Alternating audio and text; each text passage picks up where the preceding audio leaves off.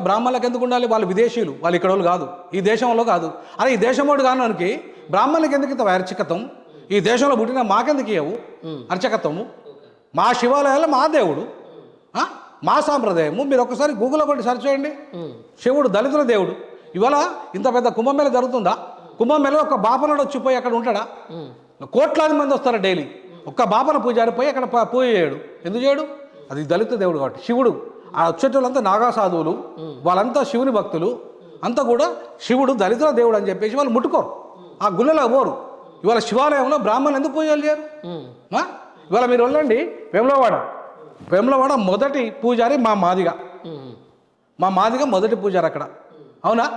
మరి మా మొదటి పూజారి వేములవాడలో ఉంటే అక్కడ ముస్లిమ్స్, అక్కడ దర్గా ఉంటుంది, గుళ్ళోనే దర్గా ఉంటుంది. మేము ముస్లింలను దూరం చేసుకుంటలేము. మా దగ్గరికి ముస్లిమ్స్ కూడా వస్తారు మా శివాలయాల్లోకి. మా మాదిగలు పూజారులుగా ఉంటారు, మొదటి పూజారులుగా ఉంటారు. ఆడ క్రిస్టియన్స్ కూడా పోతారు 100% పోతారు, పోవాలి. ఇప్పుడు కూడా పూజారే. నేనేమంటున్నా, మా వాళ్ళు పూజారులు ఆడ. ఇవాళ మా వాళ్ళు పూజారులుగా ఉండదని ఆక్రమించిన బ్రాహ్మణులు ఆడంటారు. మేము అసలు యాక్చువల్ పూజారులం అక్కడ.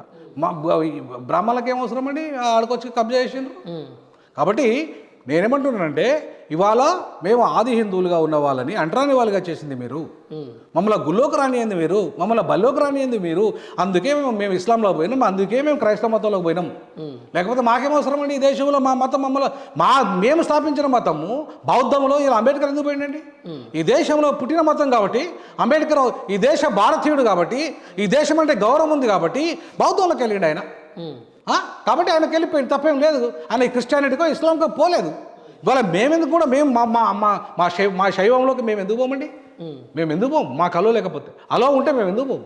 కాబట్టి ఇవాళ ఏమంటున్నానంటే, నేను ఈ దేశం మాది, ఈ దేశం మొత్తం భూమిపుత్రులం మేము, ఈ దేశ నిర్మాతలం మేము, ఇప్పటికీ నిర్మిస్తున్నాం మేము, ఇప్పటికీ పాయకాలు కడుతున్నది మేమే, రోడ్డు ఊడుస్తున్నది మేమే, ఇప్పటికీ బంగ్లాలు కడుతున్నది మేమే, ఈ దేశాన్ని నవనిర్మాతలం మేమే.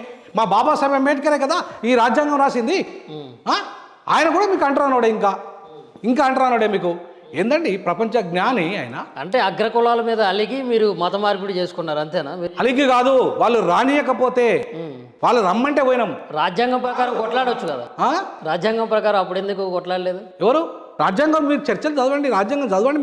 మీరు ఒకసారి చదివితే తెలుస్తుంది మీకు. అంబేద్కరు కొట్లాడిండ్రు. దళిత క్రైస్తవులకు కూడా ఇవ్వండి, దళిత ముస్లింలకు కూడా ఇవ్వండి రిజర్వేషన్లు. వాళ్ళు మనుషులే, వాళ్ళు ఇవాళ హిందూ మతము అంటరాని వాళ్ళకి చేస్తేనే వాళ్ళు అలా పోయినని చెప్పి అంబేద్కర్ వచ్చి వాదించిండండి. మీరు రాజ్యాంగ నిర్మాణ సభను చదవండి, ఒకసారి తెలుస్తుంది. మా వాళ్ళు ఇవాళ ఎందుకు పోతారండి? నాకు అర్థం కాలే. మీరు అంటరాని వాళ్ళుగా మమ్మల్ని ఎట్లా చూస్తారండి? ప్రపంచంలో ఎక్కడైనా అంటరానితనం ఉందండి? బ్లాక్ అండ్ వైట్లో కూడా అంటరానితనం లేదు.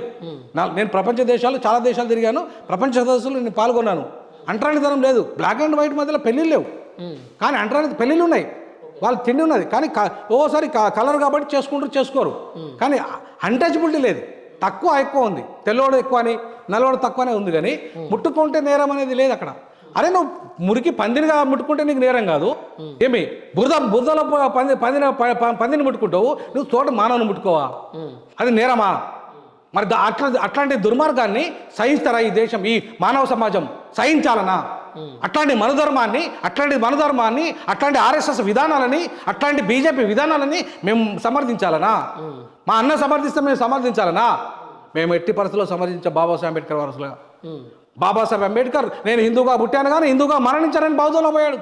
ఎందుకు పోయాడండి? ఇంకా మీ గురించి ఇంకో టాక్ ఏంటంటే సార్, అంటే గాలి వినోద్ కుమార్ గారు ఆయనకైనా ఒక అంబేద్కర్ లాగా ఫీల్ అవుతూ ఉంటారు. అండ్ అదేవిధంగా వచ్చేసి అసలు ఒక మాట మిమ్మల్ని అడగాలంటే, ఇప్పుడు ప్రస్తుత సమాజంలో అంబేద్కరిస్ట్ అంటే ఎవరు?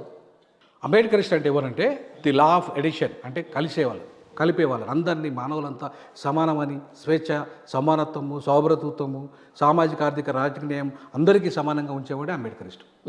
ఎవరైతే విడిగొట్టాలని కులాల వారిగా, మతాల వారిగా, ప్రాంతాల వారిగా, భాషల వారిగా మనుషుల మధ్య అంటరానితనాన్ని క్రియేట్ చేసేసి వాళ్ళే బ్రాహ్మణిస్టులు. అంబేద్కరిస్టులు ఎప్పుడు కూడా బ్రాహ్మణిజానికి వ్యతిరేకంగా ఉంటారు. లా ఆఫ్ డివిజన్ అది, లా ఆఫ్ ఎడిషన్ ఇది. మేము కలపాలి, ప్రేమగా ఉండాలి, మేము మానవులంతా సమానమే, ప్రపంచంలో ఉన్న మానవులందరూ సమానమే. ఇప్పుడు మీకు మీరే అంబేద్కర్ అంటే నేనే అంబేద్కర్ అన్నట్టు ఫీల్ అవుతారు? నేను అట్లా కాదు, అసలే నేను ఎట్లా అవుతాను? బయట టాక్ ఎవరో అనుకుంటే నాకేంటండి?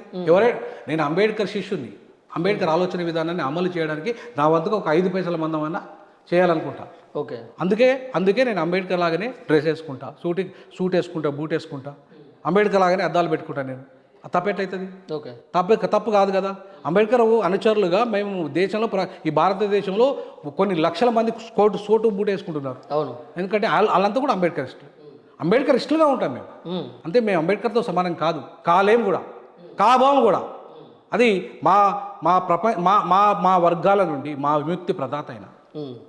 విముక్తి ప్రదాత, ఈ భారతదేశ నవనిర్మాత, ఈ భారత రాజ్యాంగ నిర్మాత, అందరికీ పురుషులకు స్త్రీలకు అన్ని వర్గాలకు సమానమైన హక్కులు ఇచ్చిన ఒక మహా విప్లవ నేత ఆయనతో మేము ఎట్లా సమానమవుతామండి?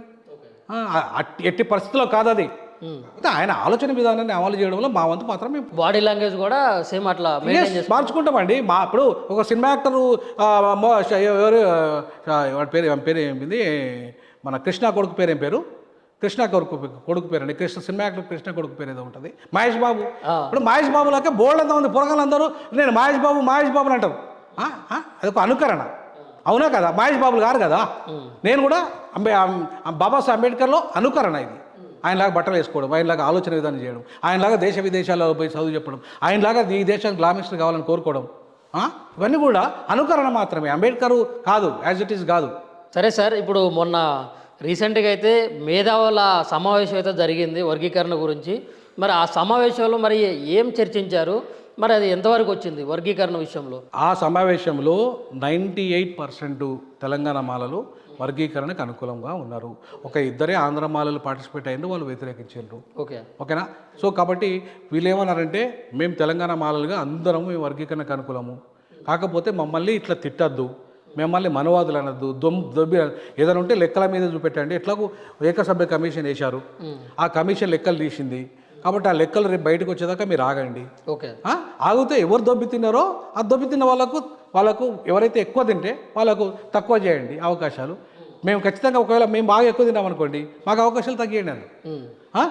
ఒకవేళ మాదిగలు ఎక్కువ తింటే మరి మీరు కూడా ఉపకులాలకు ఇవ్వాలి అవకాశాలు అని చెప్పేసి మాట్లాడారు. తర్వాత ఎట్లయితే ఈ క్రిమిలేయర్ అంశం ఏదైతే ఉందో అది చట్టబద్ధత కాదు, ఎస్సీ ఎస్టీలకు రాజ్యాంగ నిర్మాణ సభ కూడా ఒప్పుకోలేదు.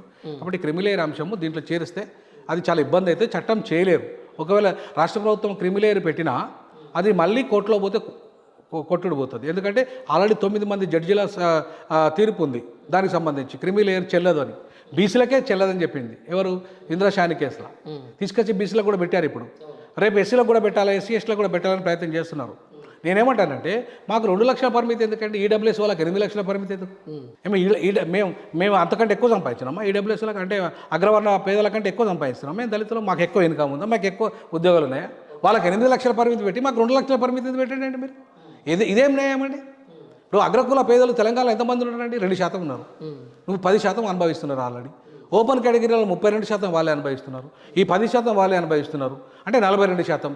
వాళ్ళు ఉన్నది 7% జనాభా, 42% వాళ్ళకు వాటా వస్తే మేము 93% ఉంటే మొత్తం మాకు 49.5% వాటా. ఇది ఎక్కడ న్యాయం అండి? ఇప్పుడు ఆ సమావేశంలో మీరు ఎమోషనల్ అయినటువంటి సంఘటన ఏంటి సార్? మీరు చాలా ప్రధానంగా ఎందుకు ఎమోషనల్ అంటే, మాకు ఇప్పటికీ ఇల్లు ఇస్తలేరు కులం పేరు చెప్తే. ఇప్పటికీ మేము అంటరానితనాన్ని అనుభవిస్తున్నాము, మా డిపార్ట్మెంట్లో అనుభవించినాము, యూనివర్సిటీలో 20 ఏళ్ళు అనుభవించినాము, తర్వాత బయటకు వచ్చి ఏదో ఛానల్ పెట్టుకొని ఒక ఆఫీస్ పెట్టుకుందామంటే అనుభవించినాము. ఇవాళ నేనే కాదు, నా ఒక్కంది కాదు సమస్య, ఇదంతా కోట్లాది మంది అంటరాని కులాల సమస్య ఇది. ఇంకా అంటరానితనము రాజ్యాంగం నిర్మూలించినే కొనసాగుతుంది. కాబట్టి దాన్ని ఎమోషన్ అయ్యి మనకు మనం కొట్టుకాడుకోవాలి. అంటరాని కులాలు మనకు మనం తిట్టుకోవడం ఏంది? ఈ దేశాన్ని మనం పరిపాలిస్తున్నామా? ఈ రాష్ట్రాలను మనం పరిపాలిస్తున్నామా? పాలకుడు కదా ఇవాళ పరిష్కారం చేయాల్సిన సమస్య మనకుంటే, మన మధ్యలో సమస్య ఉంటే నువ్వు నిందించాల్సింది ఎవరిని? పాలకుని. ఇప్పటికి 30 ఏళ్ళుగా 2,50,000 బ్యాక్లాగ్ పోస్టులు నింపలే, మాకు లక్షల కోట్ల రూపాయల బడ్జెట్ నింపలే, మాకు భూమిలో వాటా ఇవ్వలే, 3 ఎకరాలు ఇస్తానో ఇవ్వలేదు, మాకు ఇవాళ ఇండస్ట్రీలో వాటా ఇవ్వలే, ఫార్మా రంగంలో వాటా ఇవ్వలే, సినిమా ఇండస్ట్రీలో వాటా ఇవ్వలే, అన్ని రంగాల్లో మాకు వాటా ఇవ్వలేదు. మాకు 30 ఏళ్ళల్లో మేము ఇదే పంచాయతీ. అరే ఇది కేవలము చదువుకున్న 5% విద్యావంతుల సమస్య వర్గీకరణ, 95% పేదలు మధ్యతరగతి దళితుల సమస్య ఎప్పుడు పరిష్కారం కావాలి? ఆఫ్టర్ ఆల్ 5% వాళ్ళ కోసం 30 ఏళ్ళు కొట్లాడుకుంటే